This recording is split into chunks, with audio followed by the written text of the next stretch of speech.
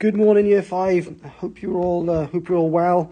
I'm looking forward to another week of maths. We're going to be looking at angles this week predominantly, and we're going to be building on our knowledge that we gained in Year 4, doing a bit of revision of that, and we're going to take our learning a little bit further. Ideally, we would be looking at measuring angles using a protractor, but unfortunately, not everyone's going to have one of those pieces of equipment, so we'll plug that gap when we come back in September. All right, so you will all get to use a protractor and measure angles. But what we are going to look at first of all is actually identifying angles and classifying them.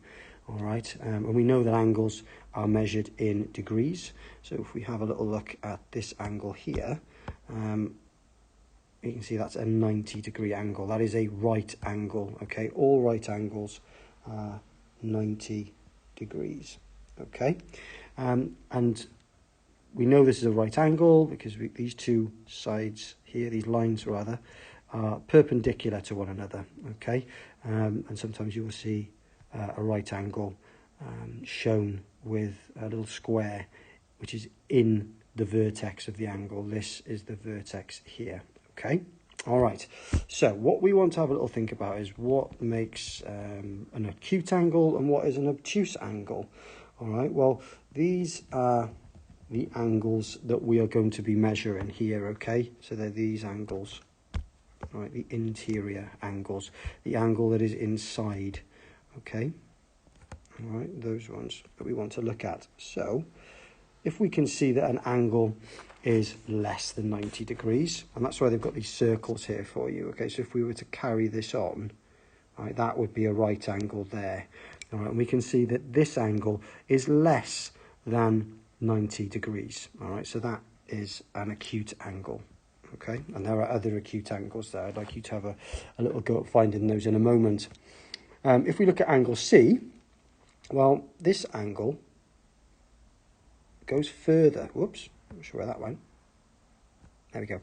So this angle goes further. All right, okay, it goes further than 90 degrees. So we call that an obtuse angle. Okay, perhaps a way to remember that is that small angles might be acute. It's acute and an acute angle, and maybe the angles that are bigger than 90 degrees, you might think that they're quite obvious, so they are obtuse. That might just be one way that will help you to remember. All right.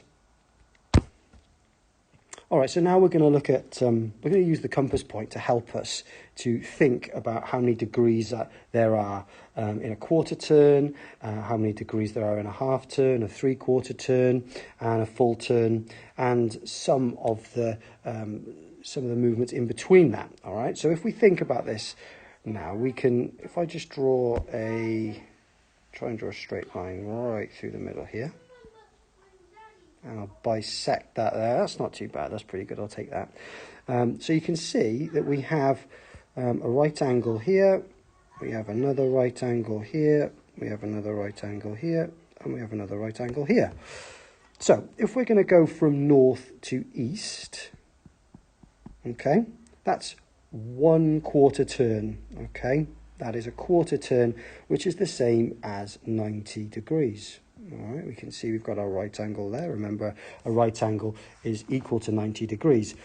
If we then go from north to south, so we're going to carry on going, and we do half a turn, all right, we do 90 plus 90, which is 180 degrees.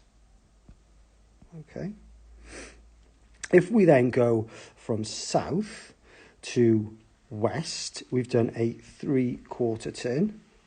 All right, and that's another 90 degrees. So 90 plus 90 plus another 90 equals 270 degrees. And then if we go from north and we go all the way back, we go all the way around, we've done a full turn. That's another 90 degrees, and we'll call that a 360 degree turn. Okay.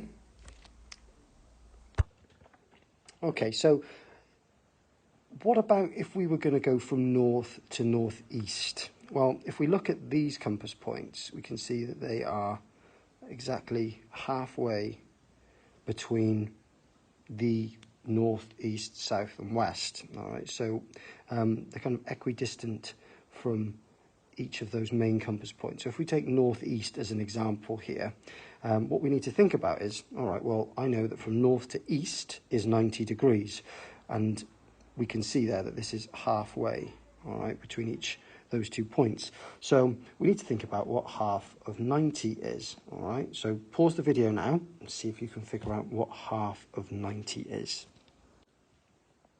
Okay, so half of 90 is 45 degrees. All right, so if we were going to go from north to northeast, then we have gone 45 degrees. Okay, that would be the angle there. So what I would do now, and this is one of the tasks you're going to have to do this week, I would write down all of those, the degrees, the measurements on each of the compass points. Okay, that would be a really, really good thing for us to do. So if we did 90 and we add another 45, what would that be? Okay, hopefully you guys have come up with 135 degrees. So think about, you know, if you're not really confident with your mental addition, then obviously you can use a column addition if you want to. That's absolutely fine. But I'd like you now just to have a practice at, you know, perhaps you independently, or you could do it with whoever's supporting you, mum, dad, or whomever. You know, you could call out some of these compass points and then see if you can then figure out how many degrees you will have rotated around that compass point there. So you could start perhaps at east and then south, or you could start from north to northwest. All right, so you've got to be really confident with adding either those multiples of 90 or multiples of 45 there, okay? All right, so have a little practice of that, please. All right, so we're also going to be looking at some questions that are going to be focusing on angles on a straight line, okay? So if I were to just extend this angle here, okay, then and draw another line up here. All right, now we know that this is 90 degrees here, which means that this is also 90 degrees here. So hopefully you can remember from last year that angles on a straight line add up to 180 degrees, and that's going to be really, really important for you to remember today, okay? Angles on a straight line add up to 180 degrees, and you're going to hopefully use that fact to figure out some of these missing angle questions. Now, what we're looking at doing here, it says true or false, both missing angles marked X are 130 degrees. Well, if we know that that is 180 in total, and we know that this angle here is 50, then what you need to think about in your head is 180 degrees minus this angle here, okay? Because we want to think about the remainder of the angle once that bit has been taken away. So if we do 180, take away 50 degrees, our answer is 130. Okay, so we can say that that is true. We then need to look at angle B. Now this is a little bit more complicated because you've got two angles. They've got a 15-degree angle and a 35-degree angle. So 35 and 15, that's not difficult for us to do. That equals 50. You probably twig now that actually it is both of these are true. So if that is a total of 50, we've just seen over here 180, take away 50 degrees equals 130. Okay, so that's how you're going to answer some of those sorts of questions today. So yes, it is true, all right? But the thing that I really want you to remember here, boys and girls, is that, you know, angles on a straight line add up to 180, and then we're looking at taking away that angle to find what is left. Okay, so in this instance, we're finding angle X over here, okay? Okay, so the final thing that we're going to look at today is angles around a point, okay, around this point here.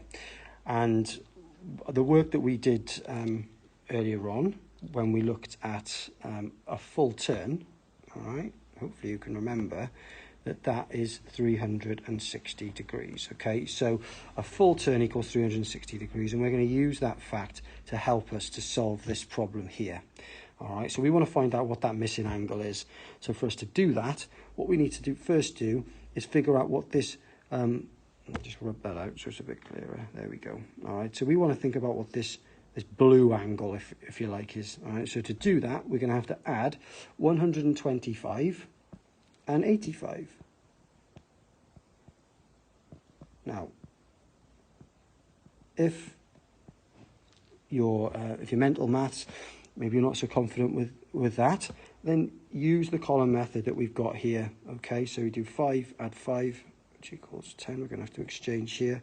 2 plus 8 equals 10 plus 1, 11. All right, and then 1, don't forget the 1 that we've carried down here, okay, and that is 210 degrees. So once we've done that, we need to now think, all right, if we take away, this is 210 degrees in total here, all right, this blue angle here, well, we need to subtract that from the whole 360 degrees, and then we're left with whatever's left over, which is this red angle that we have here. So if we do 360 degrees, we're going to take away 210.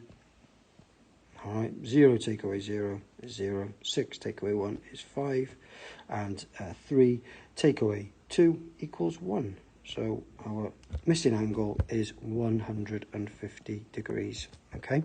So I really want you to feel that you can use all of these written methods to help you with the questions that you're going to be attempting this week.